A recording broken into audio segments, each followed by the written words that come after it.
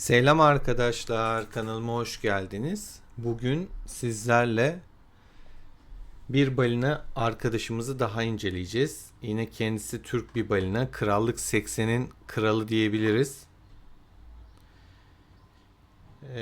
Şimdi zaten kabaca gücüne 95 milyon diyebiliriz burada. Şöyle genel sıralamayı da göstereyim. Krallık 80'in birincisi kendisi. Bu arkadaşımız Türk arkadaşlar. Şöyle erdemlere de bakalım. 18 milyon erdemi var gördüğünüz gibi. 95 milyon gücünde çok sağlam bir hesap bu da. Şimdi şöyle girelim hemen kalenin içinden başlayalım. Tabii ki her zaman ilk yaptığımız şeyi yapıyoruz. Komplardan bir başlayalım.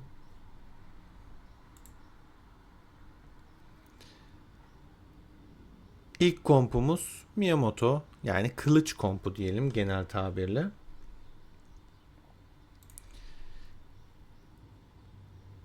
Burada gördüğünüz gibi 5'er yıldız zaten. Tripuana, Konstantin, Miyamoto hepsi mevcut. Teçhizatlara baktığımızda 80 seviye 3 yıldızı bir tık geçmiş görünüyor. Yetenekler 4 seviye. Yüzük 10 seviye bir parıltılı güneş var. Yüksek moral ve hiddetli hücum verilmiş. Şöyle teçhizatlara da bakalım. Saldırı, kudret, aktif beceri hasarı ve diğer üçünün karışımı. Çok dengeli bir dağılım olmuş. Yani taşlar özenle seçilip verilmiş gerçekten.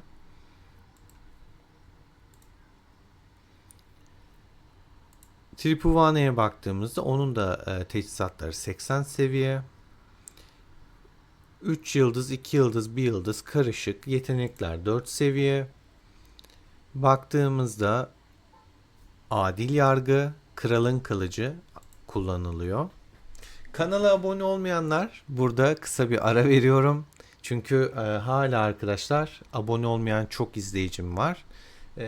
İzlerken arkadaşlar içerikleri beğeniyorsanız abone olup takip edebilirsiniz. Hani bir tane tuşa basmanız size bir şey kaybettirmez ama beni mutlu eder. Bilginiz olsun arkadaşlar. Şimdi teçhizatlara baktığımızda buraya tüm birim türlerinin savunması can takılmış. Burada kudret taşları var. Burada aktif beceri hasarı, savunma, kudret ve normal saldırı. Burada 4 taş kullanılmış yanlış görmüşsem. 5 düzeltiyorum, bir tane fazlalık da burada var. 5 tane taş var. Sarı taşlar var burada. Yüzük 11 seviye porsuk yüzüğü takılmış durumda. Büyük Konstantin yetenekler 4 seviye. Sebat ve huzurlu sığınak kullanılıyor. Teçhizatlar 80 seviye. 3 yıldız diyebiliriz. Bir tane bu 2 yıldız kalmış. Yüzük 11 seviye yüce dağ takılı görünüyor. Teçhizatlara baktığımızda can, savunma, zırh, tüm nitelik, iyileştirme ve diğer taşların karışımı. Burada da yine 5 taş var. Can bonusu, savunma, iyileştirme, zırh ve tüm nitelik olaraktan görüntülüyoruz. Pers ölümsüzleri kullanılmış. Evet, Lubu kompuna geçtiğimizde yine hepsi 5 yıldız. Bakın 30 seviye papatya, bu çok tercih ediliyor. Bu ne demek? Bir Mulan var burada demek ve karşımıza çıkacak şaşalı orada. Şimdi baktığımızda zaten mavi yüzük için 30 son seviye. Yetenekler full. Yırtıcı kaplan ve zayıf noktaya saldırı. Zaten bu ikisi dışında kullanan ben hiç görmedim. Bir eleştirel içgörü denenmiş belli. Ama şu ikisi yani Lubu için. Teçhizatlar 80 seviye. 2 tanesi fullenmiş. 4 yıldız. 2 tanesi de 3.2 yıldız diyebiliriz. Çünkü tam eşit ikisi de. Lübu kompuna gördüğümüz kadarıyla Miyamoto'dan daha fazla yatırım yapılmış ki mantıklı. Lübu çok güçlü çünkü. Kudret, saldırı, ikincil vuruş. İkincil vuruş. Kudret burası çıkar. Aynen. Burada da tüm birim türlerinin saldırısı çıkar. Son zaten ayağı üçünün her birinden birer tane takmış. O yüzden 3 taş var. Dengeli, güzel, özenilmiş. Gayet sağlam, güçlü duruyor. Zaten taşlarda seviyesi yüksek. Birazdan bakarız.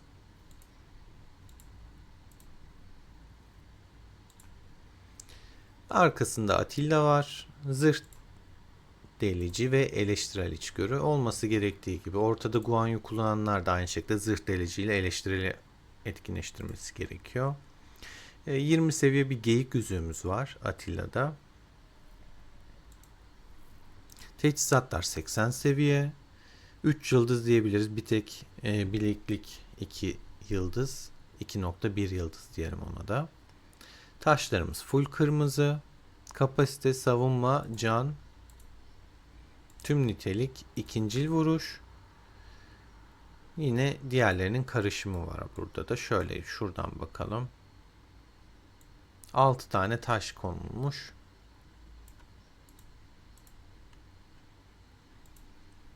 Kompun olmazsa olmazlarından bir de ranimiz var. 5 yıldız yetenekler full. Atilla'nın da yetenekler fulldü. Şimdi baktığımızda savaşçı şarkısıyla kralın kılıcı kullanılıyor. Olması gerektiği gibi. Teçhizatlar 80 seviye. 3 yıldız, 3 yıldız, 2 ve 1 yıldızlık var. Bazılarına gördüğüm kadarıyla burada saldırı ve savunma yapılmış. Biri saldırı bonusunu arttıracak şey, biri de savunma bonusunu arttıracak şey. 3 buradan 3 buradan vermek istemiş anladığım kadarıyla. Şöyle bir taşlara da bakalım. Kapasite, saldırı, hatta direkt genelden bakalım. 5 farklı taş kullanılmış. Kudret, normal saldırı, sıra tabanlı, birim türlerinin saldırısı kapasite olarak değerlendirilmiş. 20 seviye bir aslan yüzüğü takılı. Güçlü bir komp, güzel bir komp. 13.4 milyonda gücü var. Evet, Mulan. Mutlaka şaşalıyı görmeyince diyorum Mulan'ı vardır bu kişinin. Bu arada bu zaten standartlaşmıştır ama yine de söyleyeyim. Hint muharebe fili kullanılmış.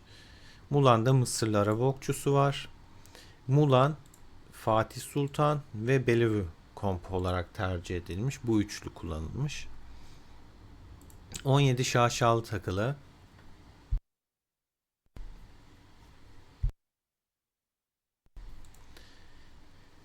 Yetenekler 4 seviye. Zayıf noktaya saldırı ve merhamet kullanılıyor. Teçhizatlar 80 seviye. 3 yıldız, 2,5 yıldız, 2.1 ve 1.1 diyebiliriz bunlara. Şöyle bir baktığımızda saldırı, kudret, ikincil vuruş, saldırı, kudret, ikincil vuruş. Yine ana kompa özenilmiş. Yani ana komp demeyeyim de birliğin ana kahramanına özenilmiş. Bunun da genelini göstereyim. Diğerlerinden ayrı olmasın. Geçiyoruz Fatih Sultan Mehmet'e. Bunun da yetenekler 4. seviye, baykuş adı ve huzurlu sığınak kullanılmış. Bir kralın kılıcı da denenmiş arkadaşlar. Burada 10 seviye Şahin yüzüğümüz takılı. Bunu hep baykuş diye isim geliyor nedense ilk gördüğümde ama tabii ki Şahin yani. Niye kafamı karıştırıyor bilmiyorum ama baykuş diye isim geliyor. Teçhizatlara baktığımızda hepsi 80. 2 yıldız diyebiliriz ortalama. Bu bir tek 1'de kalmış. Bunlar da neredeyse 3 olacak. Şöyle taşlara baktığımızda can, kapasite, savunma, nitelik, sıra tabanlı beceri hasarı, can, zırh, iyileştirme. 5 farklı taş var. Hatta alt da olabilir. Tam sayamadım. Aynen. 2, 4, 6-7 tane. Bol bol vardı çünkü şurada farklı taşlar var. Şöyle genele baktığımızda görüyorsunuz zaten kullanılan taşları. Evet, en arkaya da bir belavu konulmuş. Yetenekler 4 seviye. Kanla ödeme ve kara bayrak kullanılmış. Burada zırha dikkat etmiştir diye düşünüyorum. Hadi düzeltiyorum kudreti. Bunun 514. 533 tabii ki bunu kaçırmaz çünkü. Gece kurdunun yüzüğü 10 seviye arkadaşlar kullanılmış. Teçhizatlara baktığımızda ikişer seviye ayak 3 yıldız olmuş. Şöyle bir taşlara bakalım. Saldırı, tüm nitelik, ikincil vuruş, saldırı, kudret, ikincil vuruş. Düzenli gidilmiş bunda da. 4 tane var. O da bir tane kudret taşı şurada farklı var. Tüm nitelik yerine buraya kudret konulmuş ki olur. Gayet temiz, güzel. Hiçbir problem yok. Güzel bir komp. Yaklaşık 12 milyonda gücü var. En sevdiğim komplardan mızrak komp Richard. Şimdi buna baktığımızda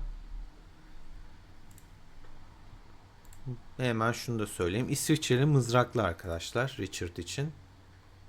Bu daha tabii ki sonlarda bir komp olduğu için biraz daha az özenilmiş. Yetenekler 3 seviye. Hortum süpürmesi ve zorlu misilleme kullanılmış. 13 seviye bir yaban domuzu yüzüğü takılı ki olur.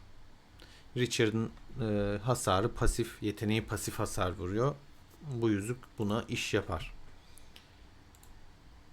Teçhizatlar 80 seviye. Sarı taşlar var burada. Tüm birim tür yani saldırı taşı, kudret taşı, pasif beceri hasarı, saldırı, kudret ve pasif beceri. Yani burada kontrolleri sağladığımızda birliklerin ana kumandanına her zaman ekstra özenerekten farklı taş yapmayacak şekilde 3 tane taş kullanılmış. Tertemiz yapılmış. Ellerine sağlık. Güzel. Arkada bir Leonidas'ımız var 5 yıldız. Sakin su koyulmuş. Buraya 10 seviye. Yetenekler 3 seviye. Hortum süpürmesi ve korkusuz misilleme. Teçhizatlar 80 seviye. 2 yıldız diyebiliriz. 2 tane 2, bir tane de birer yıldız var. 2 yıldız, bir tane 2 tane de birer yıldız mevcut. Kapasite, saldırı, kudret. Burada bir tane sarı, burada da bir tane sarı mevcut. Pasif beceri, kapasite, kudret, pasif beceri. Yani yine dengeli gidilmiş. Gördüğünüz gibi.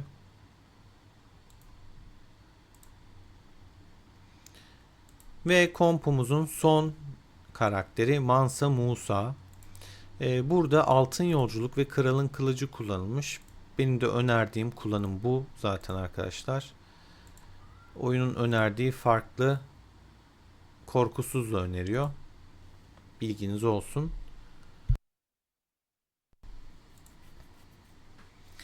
...25 seviye yonca yüzüğümüz var burada da. Hasarı azaltmaya yönelik bir yeteneği var yüzüğün. Teçhizatlar 80 seviye. 1.1 yıldız diyebiliriz. Bir tanesi fazla sadece. Yüzük taşlara baktığımızda kırmızı hepsi. Kapasite, savunma, can, tüm nitelik zırh, pasif beceri, sıra tabanlı beceri. Sıra tabanlı beceri, pasif beceri burada yok. Şöyle genelde bakalım. 7 tane taş kullanılmış.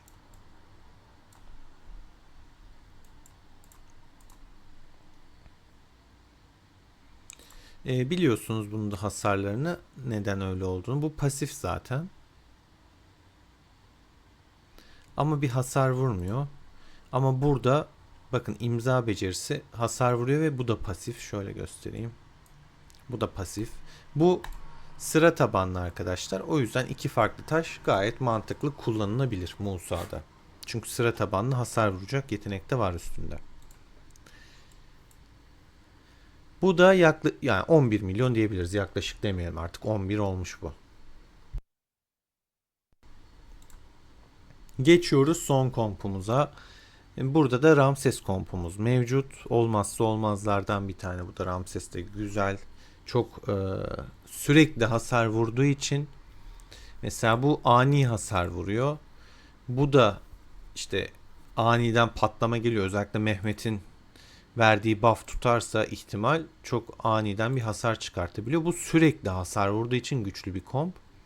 Ramses çünkü aktif olarak tıkır tıkır tıkır vuruyor. 11 milyon güçte. Şöyle bir bakalım. Yetenekler 3 seviye. Doğuş alevi ve yüksek moral açılmış. 10 seviye daimi alev kanatları kullanılmış yüzük olarak. Teçhizatlar 80 seviye. 1,5 yıldız diyebiliriz yaklaşık. Bir tane burada 2 yıldız var. Şöyle taşlara da bakalım. Burada sarı taşlarımız var. Can, savunma, saldırı, strateji, aktif beceri, saldırı, strateji, aktif beceri. Zaten hani birliğin ilk komutanından şaşırtmayacak şekilde yine özenli yapılmış. Burada da sadece ufak tefek şu kaskta artık kullanmaktan dolayı bazı şeyler değişebiliyor. Strateji zaten aynı, sabit, aktif beceri de mevcut burada bakın.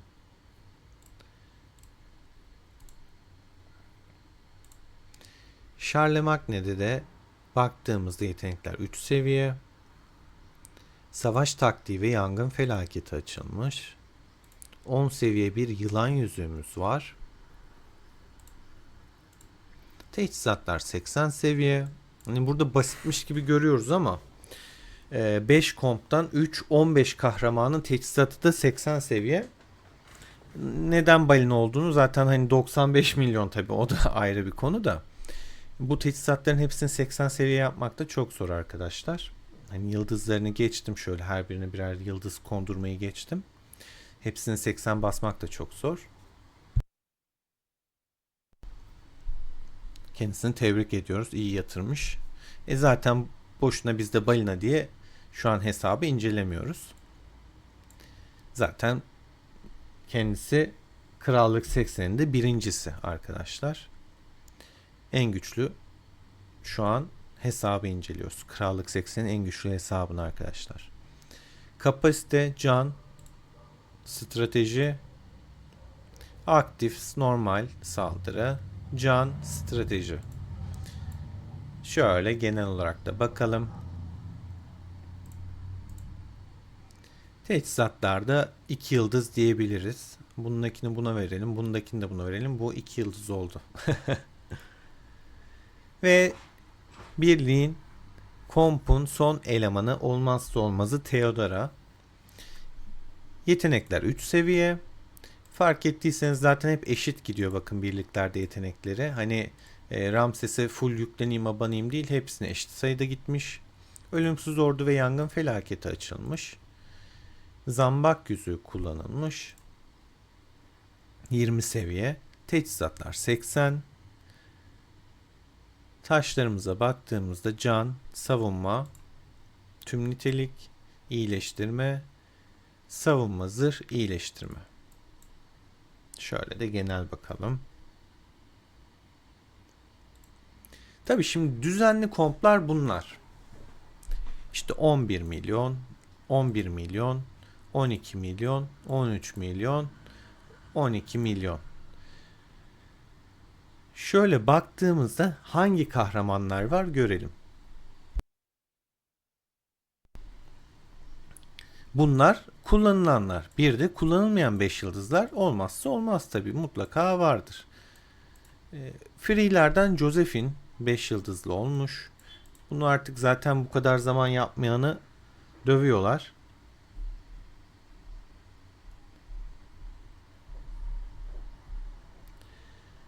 Onun dışında Guan Yu 5 yıldız.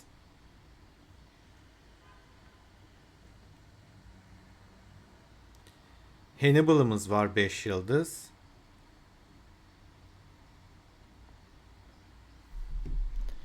Kontrol ettiğimizde. Jeanne d'Arc da 5 yıldız. Kraliçe Sendok da 5 yıldız. Sultan Süleyman da 5 yıldız.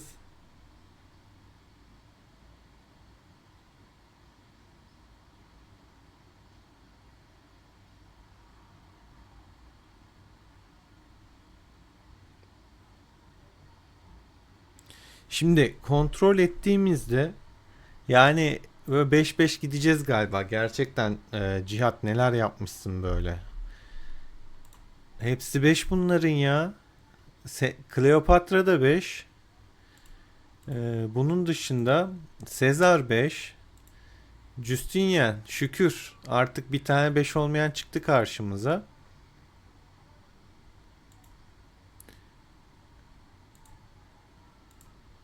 YSS diyelim, Yi Sun Shin.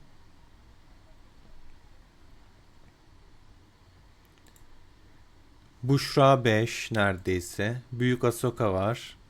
Kral Derek var. Hayret, bunu nasıl atladın? Bakın toplama. Şimdi ben birazdan söylerim, toplama olarak da dizer ekipleri. Tokugawa, Toyotomi. Yani bütün kahramanlar yükseltilmiş. Böyle çok zayıf. Şu free'ler bile bayağı bir, demek ki tavernada zaman geçirmiş kendisi. Selahattin, Tomris, bunlar yeni gelenler. Yodit 3 yıldız arkadaşlar. Yetenekler de açık bu arada, yani hani onlarda bazıları denenmiş, bakın açılmış. Boudica alınmış. Yani bütün kahramanlara bir el atılmış. Açılmayan ne kalmış? Arthur kalmış arkadaşlar bir tek. Hesapta bütün kahramanlar açık, Arthur hariç. Hepsini açmış Cihat. Tavernada bol bol zaman geçirmiş. Şimdi şöyle bir baktığımızda üniversitede bakalım. Araştırmalar. Şöyle önce ordudan başlayalım. Gördüğünüz gibi arkası boş hastane kapasitesi var. Hastane kapasitesi var. Onun dışında her şey fullenmiş arkadaşlar. Yok yani fullenmiş şekilde. Ekonomi kısmına baktığımızda buralar zaten full. Çok geçmiyorum geriye. Buralarda üçlenmiş, araştırma beşlenmiş. Artık bu kısımlara kadar gelmiş. Araştırma 3'te beşlenmiş. Artık sonlara yaklaşmış burada da. Şöyle mesela bu seviyede bunu fulllemek isterseniz arkadaşlar 28 gün. 4. seviyesi 18 gün. İnşaat artık bizim seviyelerde gerek kalmıyor. Yapacak bir şey kalmıyor. Ancak işte restorasyonu açarsanız lazım olacak. Ona da daha var. Burada da inşaat hızı mesela bu 14 ise araştırmanın da aynı olduğunu bilirsiniz. 3'ten 4'e geçirmenin süresini de görmüş oldunuz. 4'ten 5 de burada. Çok kısaymış aslında şu araştırma ikiler. Yapılabilir. Evet, bakalım teçhizatlara. Şöyle kontrol ettiğimizde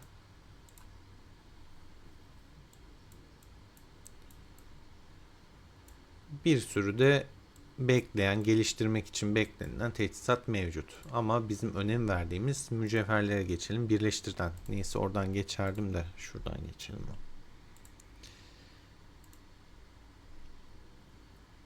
155 tane mitolojik taş var arkadaşlar. Bunu hep söylüyorum. Elinizde hani mitolojikten daha fazla yoksa, mesela burada hepsi kullanılıyorsa, bunu kalkıp da mitolojik bir yapmanızın anlamı yok. Size vereceği gücü, yani burada 3 taş kullanırken, çünkü 3 tanesini kaybedeceksiniz, elinize bir tane verecek. Hatta şöyle bonustan gidelim. 3 çarpı 6.85 yerine bir tane 10.35'iniz olacak elinizde. O yüzden bunları şu an bu hesaptaki gibi mesela fazladan yoksa hiç buraya geliştirmenize gerek yok arkadaşlar. Gerçekten bol bol da taşı var. 155 tane mitolojik mevcut. 63 tane efsanevi var. Onun dışında tabii ki restorasyona da bir bakalım. Şimdi şöyle kontrol ettiğimizde iç kale restorasyonuna gelmiş neredeyse. Hasat odasında şu anda. Sol taraf beşlisi bitmiş. Sağ taraf beşlisi de bitmek üzere hasat odasına gelmiş. Yani 14. seviyeye ulaşmış burası. Gördüğünüz gibi.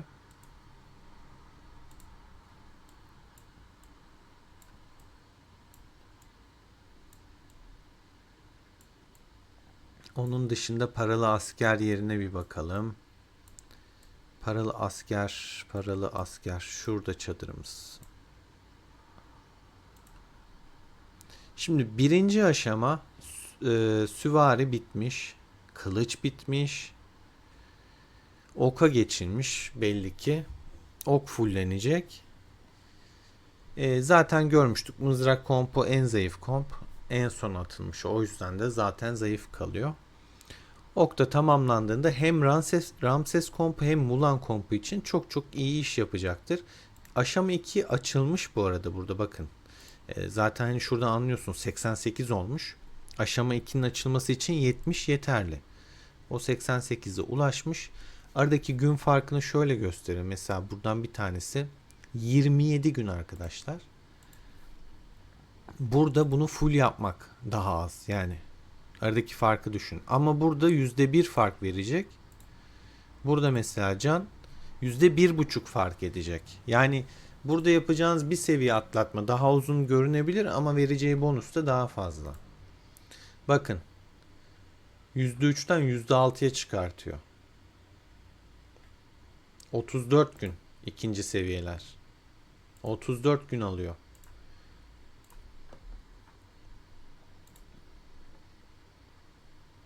Burada ise 2'den 3'e geçirmek zaten 10 gün. Hani yardımsız o da. Yardım da alacaksınız ittifaktan daha da kısalıyor.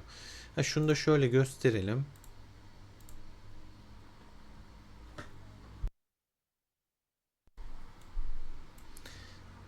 Siz burayı incelerken ben bir su içeyim.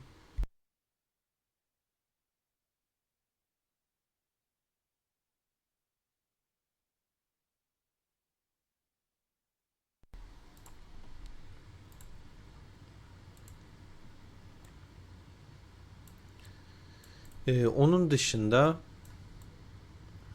zaten imparatorluk parasını görüyorsunuz arkadaşlar. 1 milyon 195 bin imparatorluk parası var. VIP 15 kendisi. 16'ya da yaklaşmış. Mağaza boş. Almış neredeyse her şeyi. Gördüğünüz gibi. Kaynakları gördünüz mü? 3 milyar, 2,81 milyar. Yani kaynak şov olmuş burada. Tam bir yağmalık kale bu. Tam yağmalık kale gerçekten öyle. 1300'e sona kadar gelinmiş, fullenmiş. Gördüğünüz gibi burada birincilerin komplarını vesaire görebilirsiniz ama biz zaten krallığın birincisini inceliyoruz. Gördüğünüz gibi 95 milyonluk krallık 81.'si. Buradaki güçler de şu şekilde ittifaklar. Birinci ittifak bizim Türk balinamızın olduğu ittifak zaten. CLT World şeklinde yazılmış. 3,2 milyar. İkinci de 2,6 milyar. Burada daha adaletli bir dağılım var. Herhalde diğerleri de biraz daha aktif. Sayılar da böyle çok az değil. Sizlere burada bir de toplamalardan da bahsetmiş olalım. Ya da bunu ayrı bir video olarak atarım olmadı.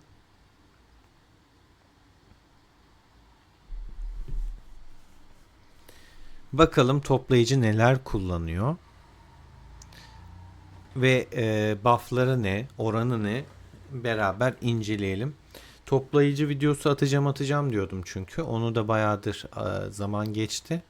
En azından burada elimizde Cihat'ın toplayıcı kompuda buff'ları yüksekmiş. Göstermiş olalım. O şekilde.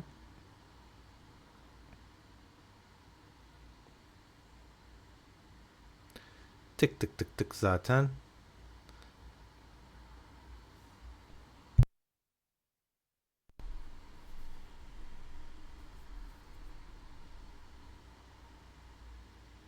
Jeanne d'Arc görmeyi beklemiyordum çok ama toplama bonusu yine de %220 idi yanlış görmediysem. Şimdi bakarız, inceleriz.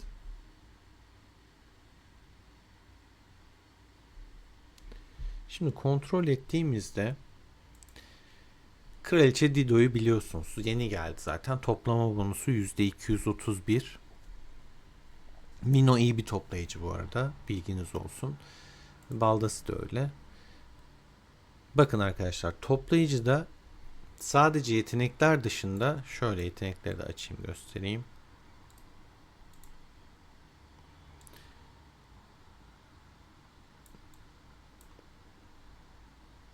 Şu el işaretini gördüğünüz her şey, bilmeyenler için söylüyorum, toplamadır arkadaşlar. Ya hızlandırmadır, ya kaynak bilmem nesidir, aldığın kaynağı arttırmadır, ya işte korumadır, şudur budur. Zaten arka plandakinden belli oluyor. Mesela bu savunma %5 arttırıyor. Bakın arkada kalkan var. İşte bu hızlandırıyor belli, bakın kum saati gördüğünüz gibi. Bu kaynak arttırıyor. Bakın kaynak kazancını nereden anlıyorsunuz? Zaten burada bir arttırma, yukarı doğru ok ve cüzdan kesesi gibi bir şey var. İşte bu toplama yapan birlik alt edildiğinde ağır yaralı oranını azaltıyor. Hafif yaralıya çeviriyor. Eğer krallık içi savaş varsa buna basmanız gerekiyor arkadaşlar. Çünkü hani toplamaları her zaman saldırı olur iç savaş varken. Geliştirmeniz gereken yeteneklerden bir tanesi budur. Bilginiz olsun. Diğeri yine aynı şekilde savunmayı %5 arttırıyor. Yine savaştaysanız mutlaka ve mutlaka şunlara basmanız lazım. Bilginiz olsun. Bunlar zaten standart şeyler. Geçiyorum. Yüzük.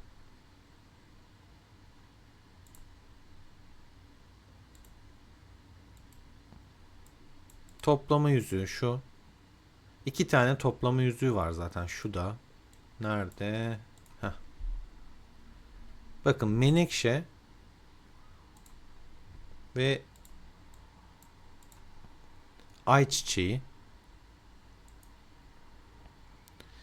Teçhizat olarak da şu ikisine basmanız gerekiyor. Kol ya da zırhta zaten toplama taşı koyacağınız bir alan yok. Bakın burada sarı taş da konduğu için ekstradan %4 buradan geliyor. %2 buradan, %6 zaten teçhizattan kazanıyor. Yeteneklerde de toplama hızı %30 arttırır. Kaynak nakliyatı, yani sarı yetenek açılmış. Birliğin yükünü de %15 arttırıyor. Mor yetenekte fullenmiş arkadaşlar. Verimli hasat. Tüm kaynaklar için toplama hızını da arttıran %35'lik bir özellik. Burada bu yüzük çok dikkate alınacak bir yüzük değil. Toplama hızı, yine toplama hızı. Yeteneklerde de toplama hızı, bu toplama hızı yine aynı şekilde. Bakın iç savaş varsa bu yetenek çok iş yapıyor. Yine ağır yaralıya değil hafif yaralıya dönüşmesini sağlıyor. Yine toplama üzerine ihtiyatlı muamele, yine toplama üzerine fullenmiş yetenekler. Teçhizat da yine takılmış. Buradaki yüzüğü de yine kale almaya gerek yok. Yani kritik vuruş oranını arttıran bir yüzük. Kritik kılıcı diye zaten yeteneğin adı. Elde fazlalık olduğundan takmış.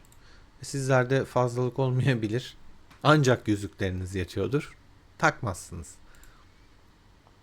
Toplama hızı, sarı yetenekli, talih kuşu, verimli hasat. Zaten mor yetenek fullenmiş. Teçhizat yine basılmış. 10 seviyede bir tane taş koyabiliyorsunuz. 20'de 2 tane ikinci yuva açılıyor biliyorsunuz. İkişer tane sarı taş var bunda. Şunda da bir tane. Burada menekşe yüzüğü zaten az önce göstermiştik. Bak bunu yükseltebiliyormuşsun, haberin olsun. Videoyu izlerken duymuş olursun. Bu da mavi yetenek fullenmiş. Teçhizat zaten yine takılmış. Bir tane de ayı yüzüğü var. Ama toplamayla hiçbir ilgisi yok.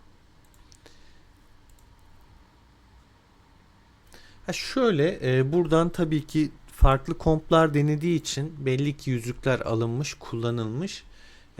Oyun yönetimine buradan tekrar sesleniyorum. Sizden ricamız şu yüzükleri de sıfırlamaya getirin. Teçhizat nasıl sıfırlanıyorsa yüzük de bir teçhizattır. Aksesuar sonuçta. Nasıl ben bileklik takıyorum, şapka takıyorum, ayakkabı giyiyorsam bu yüzüğü de giyiyorum değil mi? Bakın giyilen teçhizat yuvasında bu. Bunun da sıfırlamasının olması lazım. Bu adama yazık değil mi bu kadar yüzük boşa gidiyor? Buna vereceği 10 seviyeye gider diğer yüzüne şunun seviyesini arttırmaya kullanır. Yani bunlara bir çözüm getirmeniz lazım artık. Yarı yılı geçtik. Sevgili Age of Empires ekibi.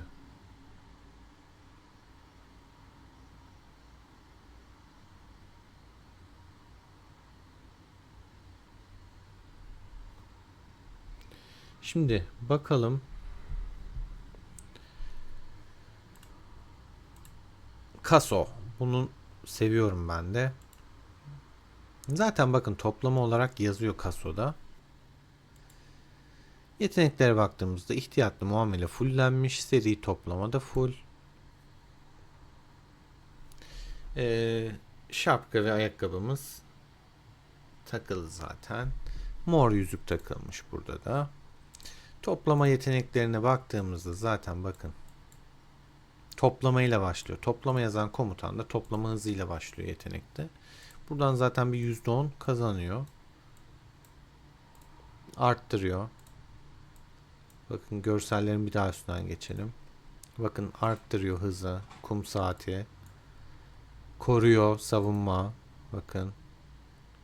Bakın. Görsellerden yola çıkabilirsiniz. Hafif yaralıya çeviriyor. Kayıp oranını %5 azaltıyor.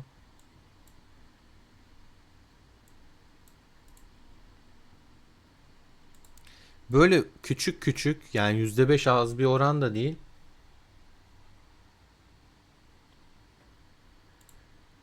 Savunma yine arttırıyor. Bakın hızlandırıyor bu da. İyi bir özellik bu da. Çok iş yapıyor. Kalenize daha hızlı dönüyor. Toplama yine şu da toplama, savunma bu da.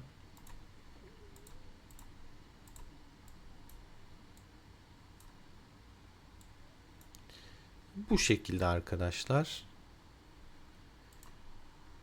Bunun da bonusu %248.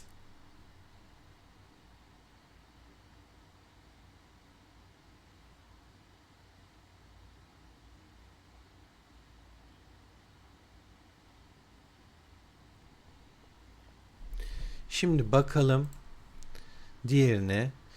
Bunu daha da tabii ki arttırabilir misiniz? Arttırabilirsiniz. Yani böyle dağıtmak yerine işte en çok toplama bonusu olanları, en yüksek özellikte olanları, böyle altın rengi olanlar var mesela. Bunları geliştirdiğinizde ya da aynı kompa birliğe koyduğunuzda daha da artacak. O biraz daha dağıtmış mesela. Yanlarına morlardan koymuş.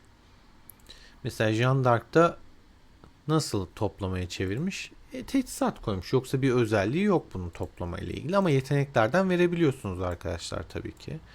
Hepsinde toplama yeteneği var. Bakın burada değil ama burada gelecek. Burada bir tane toplama var. Burada toplama var. Şurada var.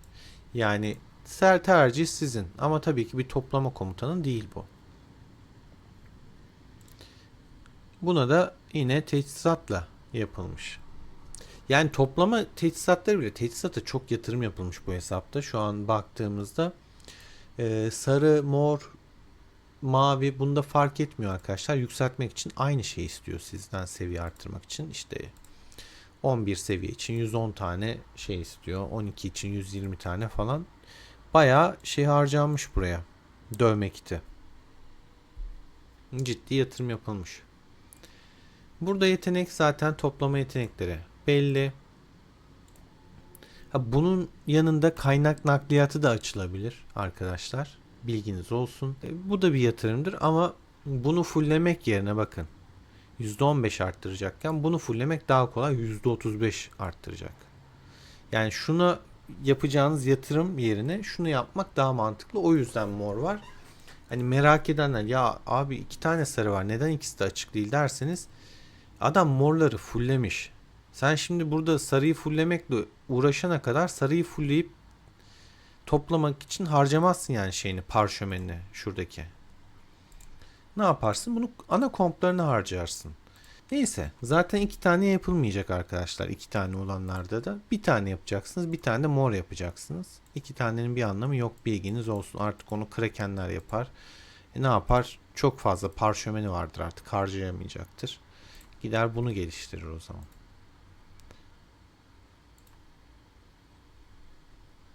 Bakın, bazı yeteneklerde de şöyle bir fark da var.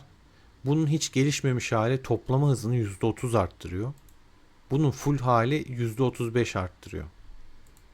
Bazılarında böyle de fark oluyor. Bunun bir tane seviyesi mesela ne kadar arttıracak? Sadece şunu %18 arttırıyor gördüğünüz gibi. Buraya hiç dokunmuyor. Zaten çok yüksek. Toplamada bu şekilde diyebiliriz arkadaşlar. Onun dışında unuttuğum bir şey var mıydı, yok muydu? Şöyle açılmamış bakın teçhizatlar var. Bu bir balina hesabı. Gördüğünüz gibi kuyumcu nişanı korkunç.